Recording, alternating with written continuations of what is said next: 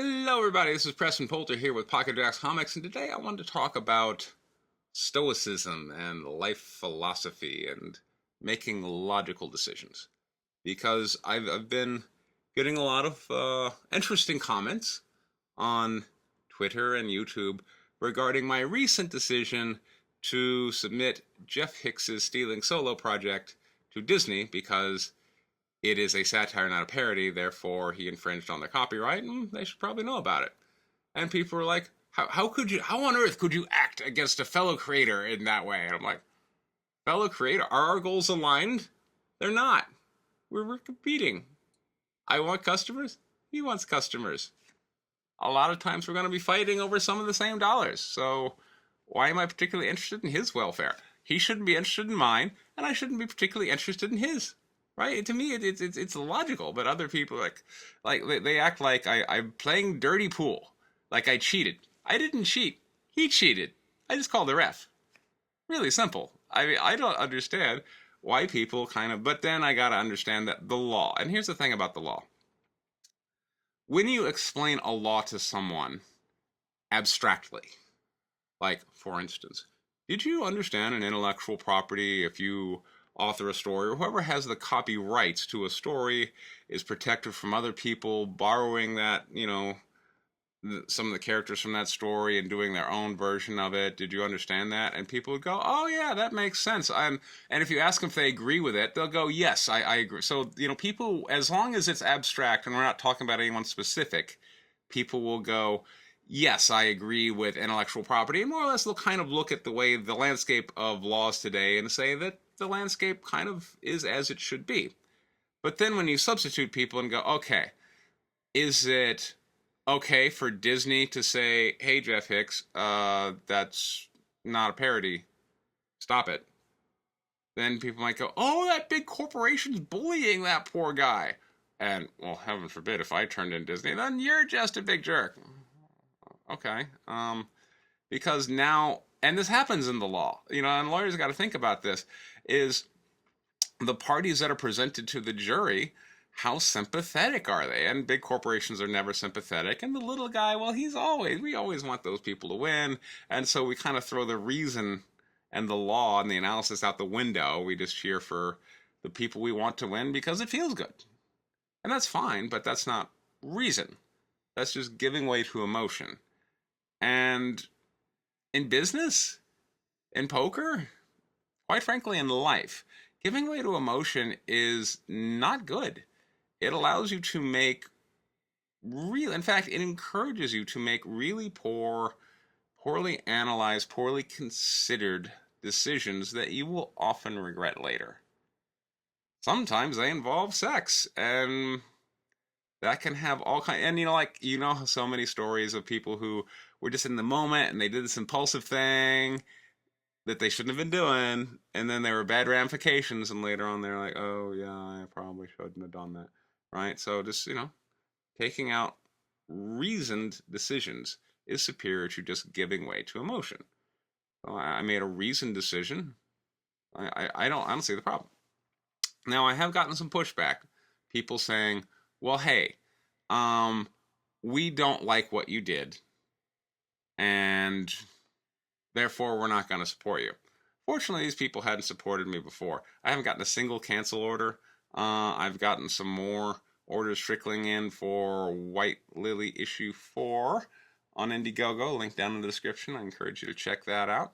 So, I haven't lost any current customers, but people have been like, well, maybe you're going to lose future customers. And I'm like, oh, okay, well, then maybe I do.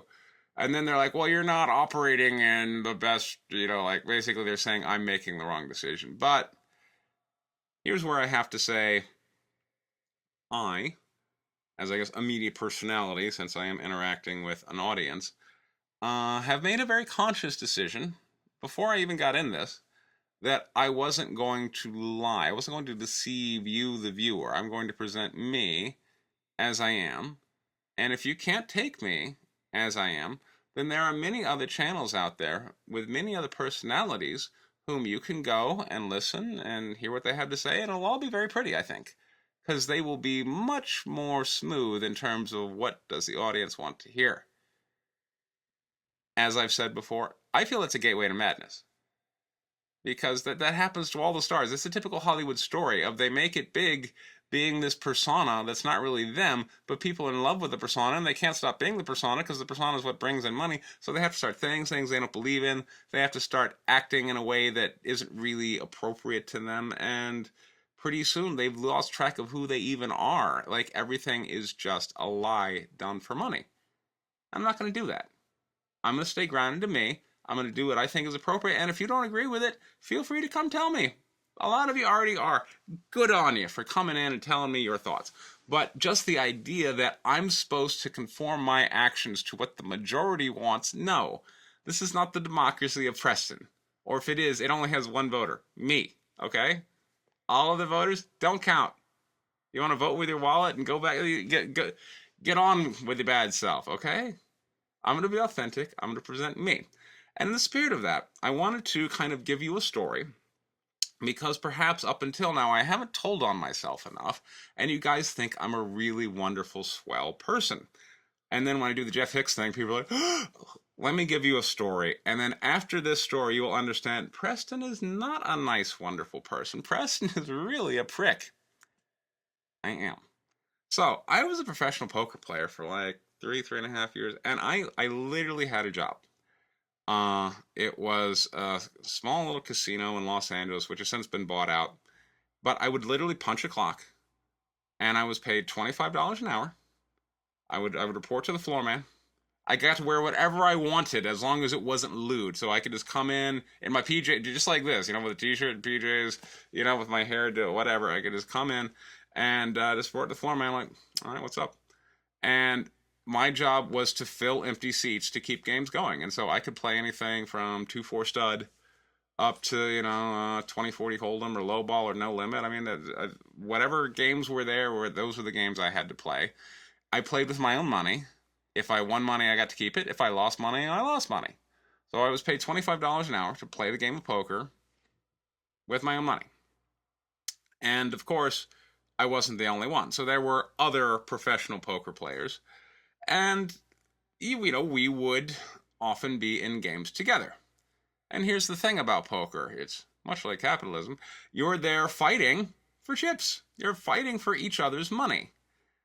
And the other professional poker players would kind of try and reach this understanding. Like, well, we're not really going to play against each other, right? Like, let's not play against each other. I'll keep my money and you keep your money. And I'll be like, nope, no, let's play.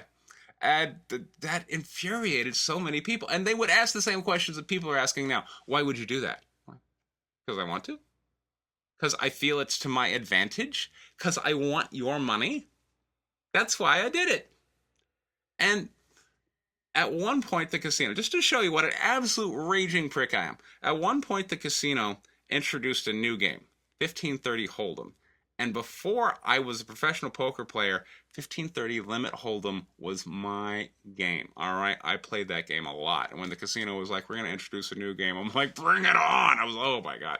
And the other poker players there, the other professionals, the guys on the clock, the props as we were called, were all like, gee. And, and they're all looking at me like, well, wait. And I'm like, we're going to play. And, like, the thing is, because they were introducing a new game, like, it would kind of start with just a bunch of props, and then they would hope that people would come in.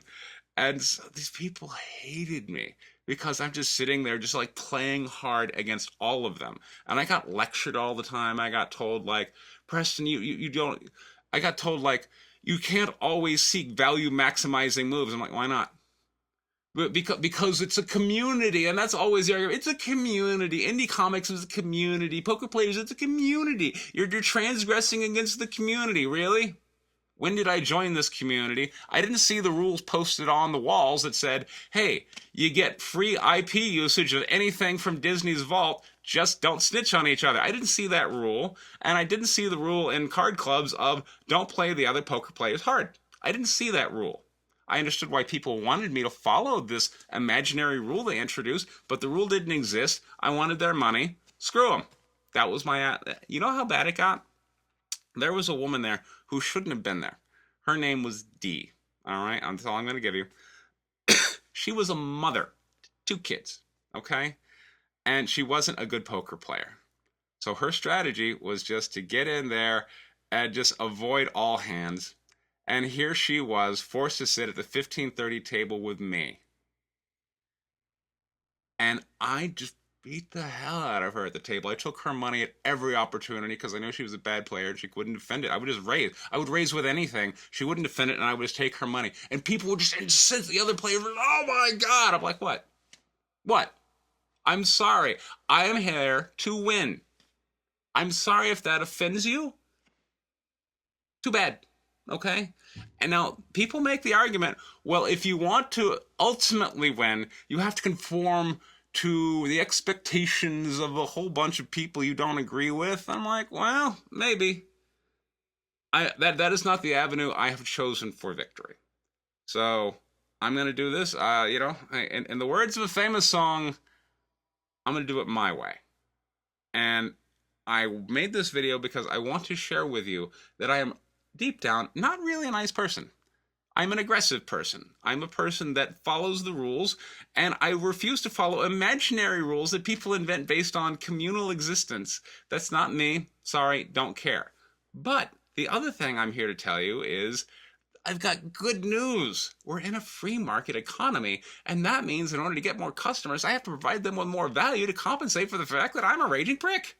So I've got a campaign right now, White Lily issue 4, that is up on Indiegogo. I made 100 blank virgin covers of White Lily issue 4, and that's all. And it's a fantastic book. The whole book is just gorgeous in terms of art team and story, and I'm offering that for you. And then pretty soon we're going to do Guinevere and the Vending Factory 2. I would like to launch that later this month. If not, maybe starting next month. It's going to be a slow campaign and then a big campaign. I'll get more into details on that. I'm here to provide you value, to compensate for the fact that I'm not going to listen to what you say and just be this monkey and be like, oh, okay, fine, whatever, communal rules, let's all soft play each other. I'm just not me, okay? That's not me. It's not going to be me. I'm sorry about your feelings. And I got to think that is probably one of like the biggest ironies of this whole Comicsgate thing. Are the people who were raging about, oh, people just, they're just all about their fifis, are the ones who get their fifis and, they get their panties in a knot when I just come out and go, you know what, maybe your movement's not about quality comic books. Maybe Jeff Hicks should have studied some IP law before he decided to infringe. So there's a link for that campaign down in the description. This has been Press and Polter with Pocket Jacks Comics. Happy holidays, Merry Christmas, and Happy New Year, everyone. Take care.